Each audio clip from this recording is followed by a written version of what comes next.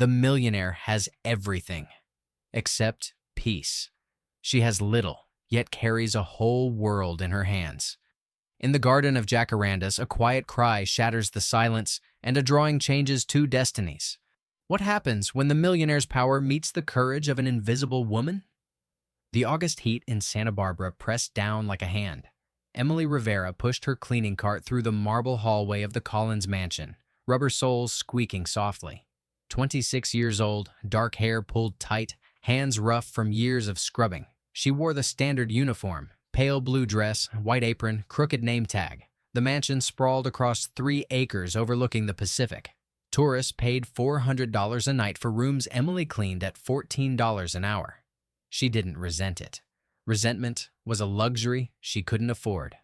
Through tall windows, she could see the garden, jacaranda trees with purple blooms filtering sunlight, bougainvillea climbing courtyard walls in violent magenta, jasmine vines releasing their scent in waves. 8 months working here, and she knew every path, every bench, every fountain. Her phone buzzed, a text from her sister Maria. "Ethan asking for you, says his arm hurts." Emily's chest tightened. Her son, 5 years old, living with Maria because Emily's studio was too small. Ethan had been born with a connective tissue disorder that made his joints unstable. Twice a week, physical therapy sessions that insurance barely covered. She typed back, "Tell him mama loves him. Ice for 20 minutes BR." By 3 o'clock, Stella the manager asked her to stay late. Emily agreed because she needed the overtime, even though it meant missing Ethan's therapy. Maria would take him. Maria always took him. She was passing the manager's office when she heard voices through the partly open door. "Some employees bring too much of their personal life to work," Mrs. Caroline Collins, the matriarch, her voice sharp. "It sets a bad example." "I agree completely," Stella replied eagerly. "The Rivera girl takes 2 afternoons off every week. If she can't manage her schedule, perhaps she's not suited for this position." Emily froze, pulse hammering. Then she forced herself to move quietly down the hall to the laundry room, where she stood among industrial washers, breathing slowly until the shaking stopped. She didn't cry. Crying accomplished nothing. That evening, she took the long way to the parking lot, walking beneath the jacaranda canopy. She didn't notice the man standing near the fountain watching her. Alexander Collins had returned early from Los Angeles meetings seeking 15 minutes of silence. That's when he saw her, the housekeeper, Emily, according to her name tag, sitting on a stone bench, crying, holding a crumpled drawing. The wind pulled the paper from her hands. It landed near Alexander's feet. 2 stick figures holding hands, hearts and flowers, words in careful block letters, "Mama" and "me." When he looked up, Emily was standing there, face flushed with embarrassment and defiance. "I'm sorry," Alexander said quietly, holding out the drawing. "The wind, it's fine." Emily took it quickly, tucking it away. "I was just leaving." She walked away before he could say more. Alexander stood there long after she'd gone, the drawing vivid in his mind, the simplicity of it, the love contained in crayon lines. Something in him shifted, quietly, imperceptibly, like the first crack in the ice before the thaw. Morning arrived cool and gray, fog settling over Santa Barbara. Emily woke at 5:30, calculating the hours ahead. Drop Ethan at Maria's. Arrive at the mansion. 8 hours of bending and lifting and pretending she hadn't heard what she'd heard. The morning briefing was tedious. Stella rattled through assignments. "Rivera, you'll handle the owner's suite today. Mr. Collins is in residence, so be discreet." Emily's stomach tightened. She'd cleaned it before, always when Alexander was traveling. At noon, she made her way to the 3rd floor. The suite was elegant and strangely impersonal. Expensive furniture, but no photographs, no books, no clutter. She worked carefully, aware he could return any time. In the living room, she was watering an orchid when she noticed the planner lying open. Her eyes caught on neat handwriting, meetings, phone calls. And tucked in the corner, a small sketch, a jacaranda bloom drawn in blue ink with surprising delicacy. She stepped back quickly, heat flooding her face.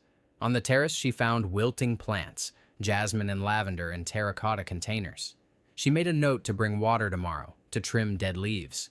Not technically her job, but the sight of dying plants bothered her. She was coiling the hose when footsteps sounded behind her. "I didn't mean to startle you." Alexander stood in the doorway, tie loosened, looking younger than she'd expected. Mid-30s, tired eyes, careful posture. "I'm almost finished, Mr. Collins." Her voice came out steadier than she felt. "No, please, don't let me interrupt." He moved to the railing. "I came up to escape a phone call." She busied herself gathering supplies, aware of the distance between them, employer and employee, measured in more than feet. "The plants look better," Alexander said. "Did you do something different?" "They needed water. I can bring fertilizer tomorrow if that's all right." "Yes, that would be good." He turned to look at her, something like curiosity in his expression. "You know about plants?" "My mother had a garden. Before—" She stopped. "Too personal. I picked up a few things. My sister drew when we were kids." The past tense hung heavy. Emily wanted to ask, but didn't. "I should finish the living room." "Of course, thank you. For the plants. And everything else." In the service elevator, she leaned against the wall and closed eyes. She thought about his question. "Your son?" And how he'd said it, like it mattered. She thought about the sketch in his planner. And she thought about Mrs. Caroline's voice. Some employees bring too much of their personal life to work. She had 4 more rooms to clean. She had to pick up Ethan, make dinner, help him with stretches. She had bills to pay and no room for anything else. Not hope, not curiosity, certainly not the strange flutter she'd felt on that terrace. She got back to work. September came with relentless heat. The jacaranda blooms faded, petals drifting onto paths. Alexander started appearing in unexpected places. The garden at odd hours, service hallways, the staff dining room pouring himself coffee. He never said much, a nod of acknowledgement. Once, when Emily hauled a bag of linens downstairs, he simply took it from her hands and carried it the rest of the way without speaking. Emily didn't know what to make of it. She remained polite, professional, carefully distant. One Tuesday, Emily was cleaning the lobby when a commotion erupted near the entrance. A little boy, running full speed across marble, his mother chasing with shopping bags. The boy's foot caught on a rug. He went down hard. Emily dropped her cloth and ran.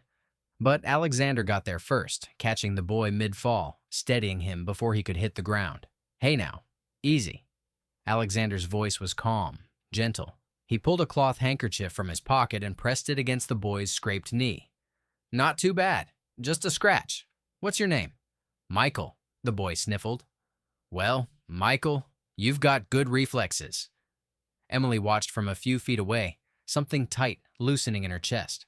She saw how Alexander crouched to the child's level, making himself small and unthreatening, how he made the boy smile through the pain. Alexander looked up and caught her watching. Something passed between them. Brief, wordless, a moment of recognition neither acknowledged aloud. That evening, Emily took Ethan to the beach.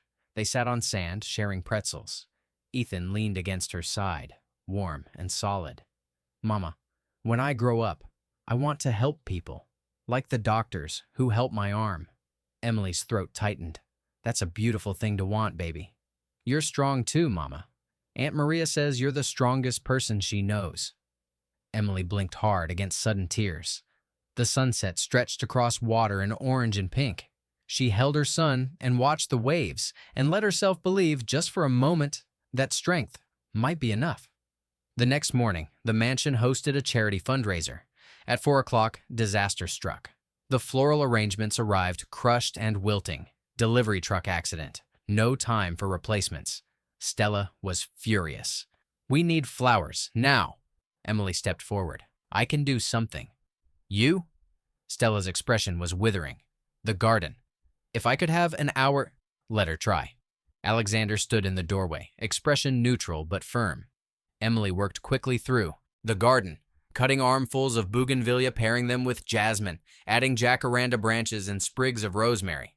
2 housekeepers helped carry everything inside. They arranged flowers in simple glass vases, wild bursts of color that looked intentionally untamed. The ballroom transformed. Less formal, more alive. The fundraiser was a success. Donors complimented the organic aesthetic. Someone posted photos on Instagram.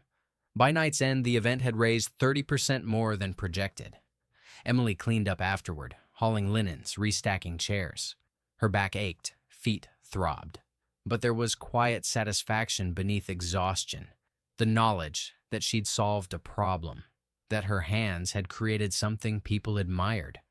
She was pushing a cart of glassware when Alexander appeared. "You saved the night," Emily startled. It was all I could think of. It was brilliant. Where did you learn to do that?" "My mother taught me.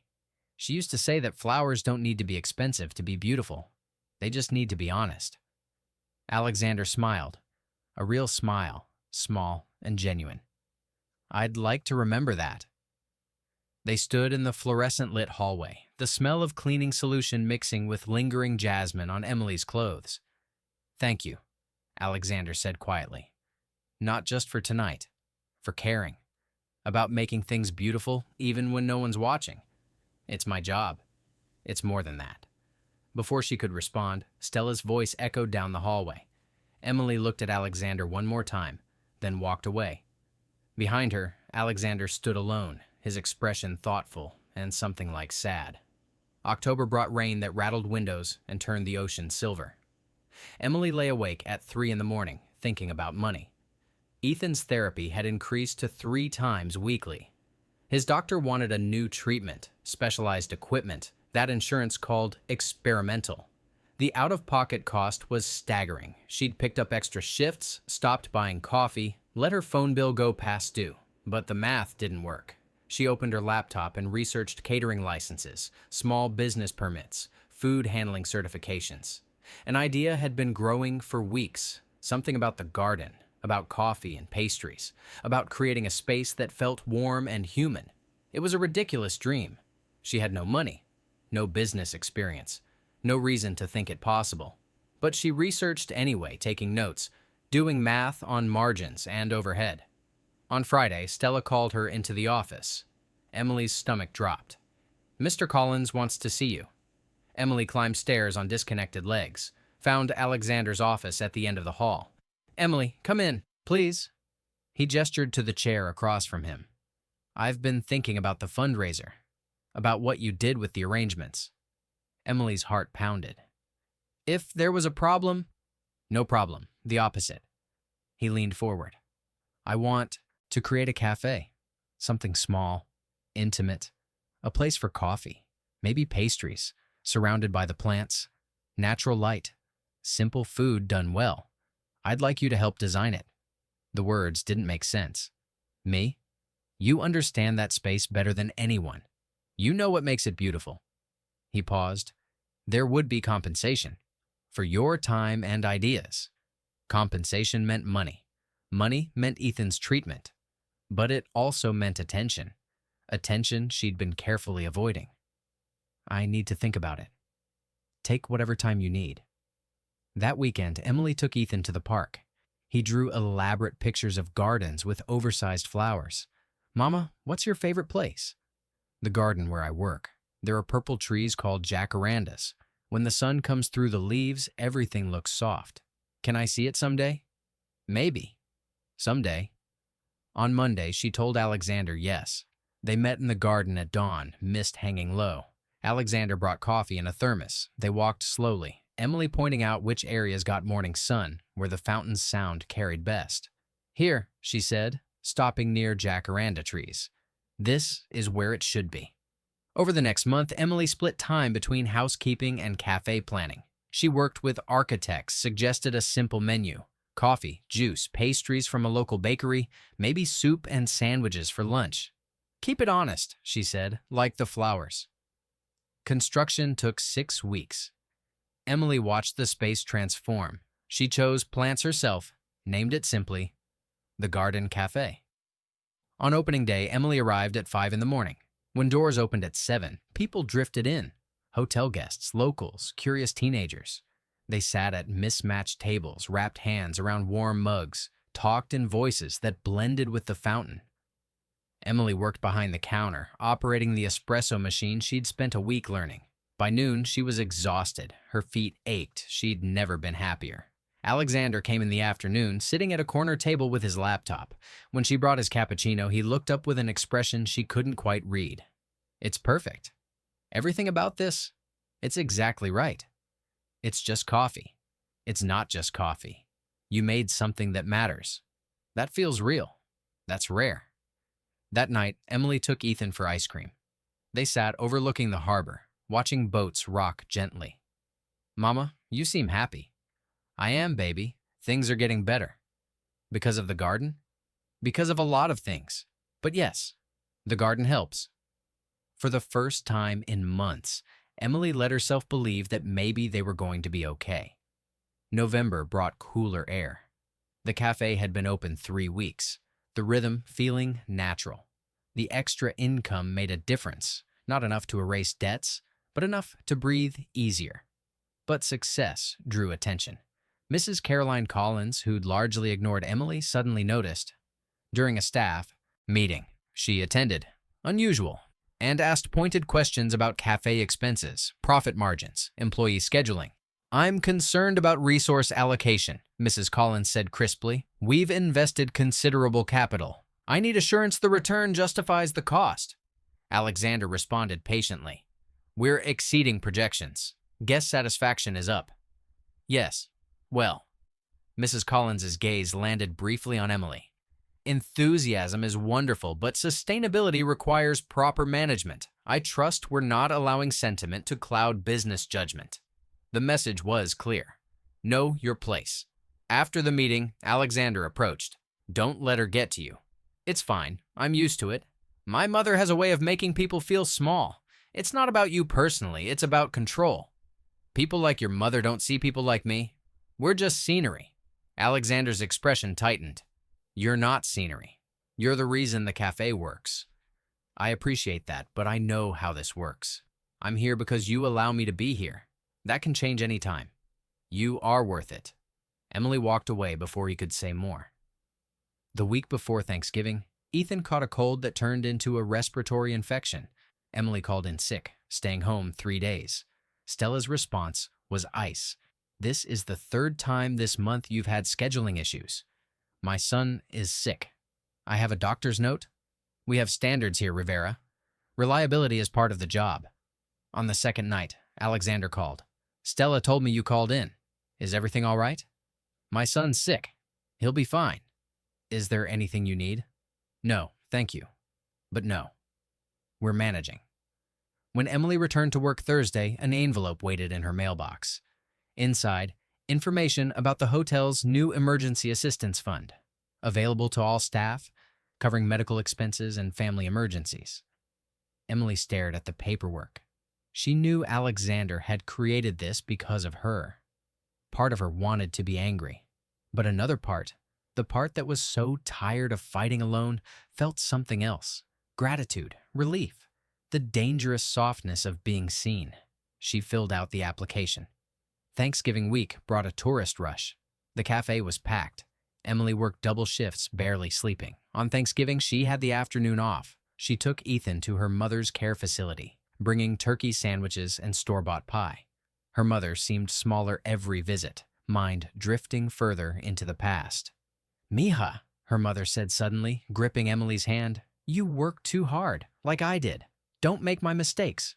What mistakes, Mama? Thinking suffering was noble. Thinking struggle meant strength. Sometimes the bravest thing is accepting help, is believing you deserve more than survival. Emily's throat tightened. I'm trying, Mama. Friday morning, Emily arrived at the cafe to find Alexander already there, sitting with his laptop closed, watching darkness fade to gray. Couldn't sleep? He looked up, smiled faintly. Something like that. You? Too much to do. The emergency fund application. I wanted to say thank you. You don't have to thank me. I do, though. I'm not good at accepting help. I'm learning that maybe I need to be. Alexander was quiet. Then he said, My sister had lupus. For years, my parents paid for every treatment. They had the resources. But there were still moments when she'd be in the hospital and I'd feel completely helpless. Emily's hand stilled. Your sister, the one who drew.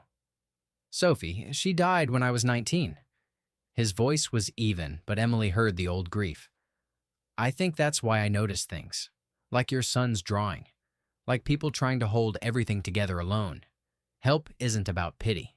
It's about recognizing that life is hard, And sometimes we need each other. Okay, Emily said quietly. I hear you. They worked in silence for the next hour preparing the cafe. And when the first customers arrived, everything was ready. December arrived with unexpected rain. The garden transformed into something almost tropical, bougainvillea rioting across every surface. The cafe thrived. Emily had expanded the menu, hired a part-time assistant. For the first time in years, Emily felt something like stability. The emergency fund had covered Ethan's treatment costs. Her mother's facility bill was current. She'd even managed to save a little. But stability could be fragile. On a Tuesday morning, Emily arrived to find Alexander's ex-fiancée sitting at a corner table. Rachel Monroe was everything Emily wasn't. Tall, polished, expensive casual clothing. You must be Emily. Alexander's told me about you, about this charming little project. Emily's stomach tightened. Can I get you something? Cappuccino, please. Almond milk if you have it. Emily made the drink, aware of Rachel's eyes tracking her. When she brought it over, Rachel gestured to the empty chair. Sit with me for a moment. It wasn't really a request. Emily sat carefully.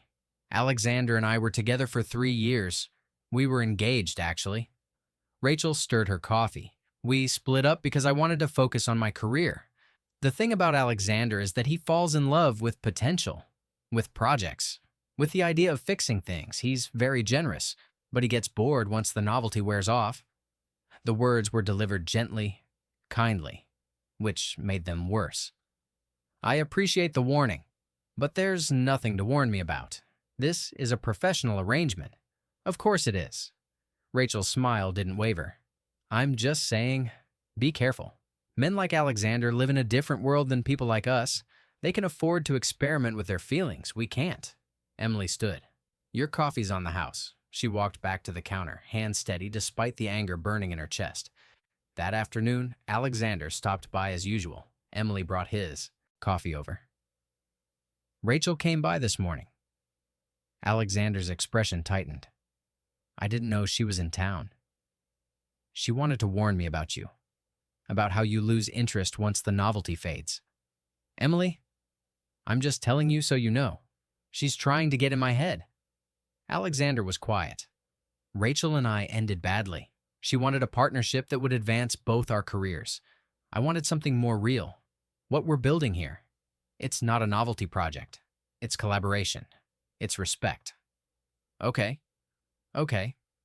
But Rachel's appearance was just the beginning. Over the next week, small problems multiplied. Coffee deliveries arrived late. The pastry supplier raised prices. Health inspection paperwork became complicated. Emily handled each issue, but the pattern was suspicious. On Friday, Stella called her in. We've received complaints about preferential treatment, about resources being diverted to the cafe. Emily's pulse quickened. From whom? That's confidential. The point is, we need to reassess. Until that review is complete, the cafe will operate on a limited basis. Weekends only. You'll return to full-time housekeeping Monday through Friday. Who made this decision? Alexander? Mrs. Collins is very involved in hotel operations. Emily left on shaking legs. She made it to the garden before tears came. Angry, frustrated tears she scrubbed away roughly. Emily? Alexander appeared, expression stricken. I just heard. I'm so sorry. I had no idea my mother was planning this. It's fine. It was always temporary anyway. No, it's not fine. This is vindictive and small, and I'm going to fix it. How? She's your mother. She owns half this property. If I have to. Don't burn your family relationships for this. For me, it's not worth it. You are worth it. The certainty in his voice made Emily's chest ache. I need to go. I need to pick up Ethan. That night, Emily sat with cheap wine and her laptop updating her resume. The cafe had been a dream, but dreams didn't pay bills. Her phone rang. Alexander. She didn't answer. But he kept calling. Finally, he texted. Please let me fix this. Emily typed, some things can't be fixed. Some systems are designed to keep people in their places. His response, then we changed the system. Emily didn't reply. She went to bed, but sleep didn't come. She lay in darkness, listening to rain, thinking about purple trees and jasmine and the smell of coffee, thinking about a man who believed in potential, who wanted to fix things, who maybe saw her as more than a project. but also thinking about Rachel's warning, about Mrs. Collins's cold dismissal, about the brutal math of power. In the morning, Emily would return to being a housekeeper, and she wasn't sure she could go back to settling for less. Christmas week arrived with unseasonable cold. Emily returned to full-time housekeeping, days blurring back into familiar rhythm. Jenna ran the cafe weekends, but the magic had leaked out. Emily avoided Alexander. When they inevitably crossed paths, she kept interactions brief. The walls she'd rebuilt were higher, thicker. Her mother's condition deteriorated. The care facility called twice in 1 week. Emily visited on her day off, bringing Ethan. "Mija," her mother said suddenly, gripping Emily's hand, "you work too hard, like I did." Thinking suffering was noble. Sometimes the bravest thing is accepting help, is believing you deserve more than survival. On Christmas Eve, the hotel hosted its annual employee celebration. Mrs. Caroline made an appearance, gliding through the crowd. When she reached the microphone, the room quieted. "Another successful year thanks to all of you. We have exciting plans for the coming year. Renovations to the West Wing, a new spa facility, and a restructuring of our food service operations." Emily's stomach clenched. The Garden Cafe will be transformed into a fine dining establishment, wine service, tasting menus, the elevated experience our guests deserve. We're in talks with a Michelin-starred chef from Los Angeles. The cafe, her cafe, was being erased. Emily set down her glass and headed for the door. "Emily, wait." Alexander appeared, blocking her exit. He looked exhausted. "I'm sorry. I tried to stop her, but she owns the property, and she can do whatever she wants with it. I'm going to talk to her. After the holidays." "Alexander, you can't make her understand. To her, I'm not a person with ideas and skills. I'm a housekeeper who got above her station." "That's not." "It is. And you know it." "Not anymore. I'm done letting her run things this way." "What are you going to do? Choose me over your family? If that's what it takes?" Emily stared at him. "Don't make promises you can't keep." She walked past him into the cold night. That night, after Ethan had gone to sleep at Maria's, Emily sat at the kitchen table with her sister. "You're in love with him," Maria said suddenly. "It doesn't matter what I feel, the situation is impossible." "Why?" "Because he lives in a completely different world. Every single power structure is designed to keep us separate." Maria reached across the table. "You know what Mama always said? That the only real sin was making yourself smaller than you actually are. Mama also died with nothing. She died with us, with daughters who loved her. That's not nothing." Maria squeezed her hand. "Maybe the answer isn't to stop hoping. Maybe it's to hope differently. To hope for something real instead of something easy." On Christmas morning, Emily woke to 17 missed calls and a dozen texts. "Please call me. I need to talk to you. Something's happened." Emily called. Alexander answered immediately. "Emily, thank God. Can you come to the hotel? Now? What's wrong? Just, please. I can't explain over the phone." Alexander met her in the garden, hair disheveled, still in yesterday's clothes. He looked like he hadn't slept. "I had it out with my mother last night. I told her the cafe wasn't changing, that I was done letting her treat people, treat you, like disposable resources." Emily's breath caught. "Alexander?" "She threatened to sell her share, to dissolve the partnership, so I called her bluff. I said, fine, sell. I'd buy her out." "You can't afford that." "Actually, I can. I have a trust fund from my father, separate from the business. I spent the night with lawyers. By end of January, I'll own the hotel completely." Emily couldn't process what she was hearing. "You're buying out your own mother." "I'm choosing differently. I'm choosing a business that treats people with dignity. I'm choosing what matters." This is insane. It's setting boundaries. There's a difference. And it's not about the cafe. It's about the principle. Emily felt something cracking inside her. "What do you want from me?" "Partnership. Real partnership. The cafe stays. We expand it. You have equity, not just wages. I'm a housekeeper who makes a decent cappuccino. You know about creating spaces that feel like home. That's rarer than any MBA." Emily looked at him, at the exhaustion, the determination. "Why?" "Because when I'm in that cafe, I remember why I wanted to do this in the first place, before it became about profit margins. And because I'm tired of living half a life. You made me remember it's possible to be successful and authentic." He held out his hand. But I don't think we will fail. I think we're going to build something extraordinary. Emily stared at his hand. Everything had taught her to be cautious, to protect herself. But Maria's words echoed. Hope for something real instead of something easy. Emily placed her hand in his. Okay, partners. Alexander's smile was like sunrise. January came with clarity. The sky turned that particular winter blue, sharp, clean, unforgiving.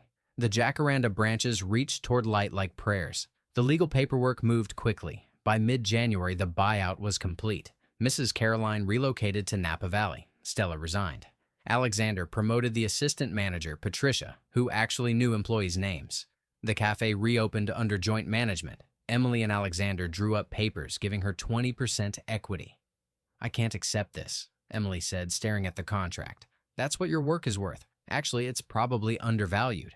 Emily signed with shaking hands. She hired properly. 2 staff members from the local community college, raised wages, implemented profit sharing, expanded the menu with local suppliers, added Friday and Saturday dinner service. The cafe became what Emily had imagined, a gathering place. Locals came for morning coffee. Students camped with laptops. Couples had quiet dinners surrounded by jasmine. By February, they were consistently profitable. By March, they exceeded projections. Emily enrolled in night classes, business management, accounting, marketing. She was the oldest student, sometimes felt foolish, but she kept showing up, studying after Ethan went to bed. Alexander helped when asked, explaining concepts, reviewing homework, never making her feel inadequate. Their relationship shifted. Partners, yes, but also friends. They had lunch together most days, talking about everything from marketing to their favorite books to the strange loneliness of ambition. I used to think success was about proving something, Alexander said one afternoon. And then Sophie died, and none of it mattered. Emily was quiet. What I'm trying to say is that you don't chase things that don't make you happy. You know what matters. I just know what I can't afford to lose. That's different than wisdom. Maybe, but it keeps you honest. March brought Ethan's 6th birthday. Emily threw a party at Maria's, modest but joyful. Alexander came, bringing a gift wrapped in purple paper, a professional art set. Mama says you like to draw, Alexander told him. I thought you might like to try painting too. Ethan's eyes went wide.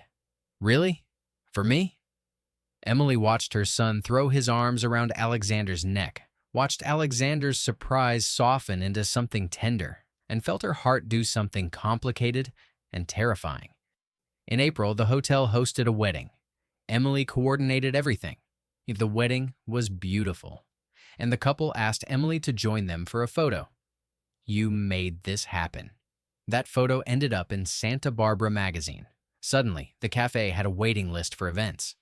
Emily hired an event coordinator, developed packages, worked with local musicians, caterers, florists, built networks and a reputation for excellence.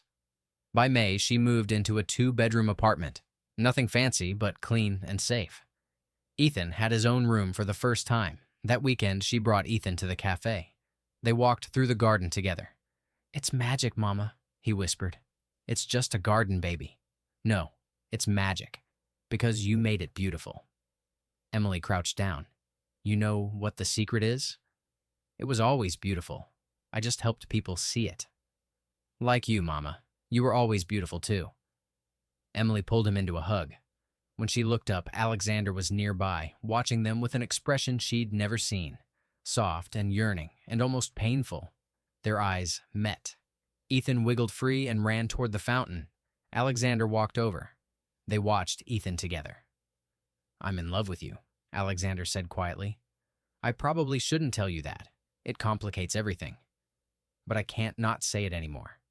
I love how you see the world, how you make things beautiful without trying, how you fight for what matters, all of it. Emily felt tears sliding down her face. I'm terrified. I know. What if this ruins everything? What if it makes everything matter more? Emily looked at Ethan trying to climb the fountain. She looked at the cafe glowing in afternoon sun.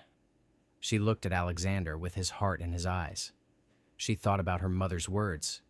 Sometimes the bravest thing is believing you deserve more than survival. She thought about Maria. Hope for something real instead of something easy. She thought about her own words. It was always beautiful. I just helped people see it. I love you too, Emily said. I've been in love with you for months. It terrifies me, but I'm tired of being afraid of good things. Alexander's smile was everything. Relief and joy and disbelief and hope. He took her hand. She led him. There in the garden under jacaranda trees, with her son playing nearby and the cafe humming behind them, Emily finally let herself believe she deserved this. Deserved happiness. Deserved partnership. Deserved love that saw her clearly and chose her anyway. The path forward wouldn't be simple. There would be challenges. But she also knew she was stronger than she'd believed, that she could build something lasting, that love didn't mean losing yourself, it could mean finding yourself more fully. As the sun set over Santa Barbara, painting the sky purple and gold, Emily stood in the garden she'd helped nurture, holding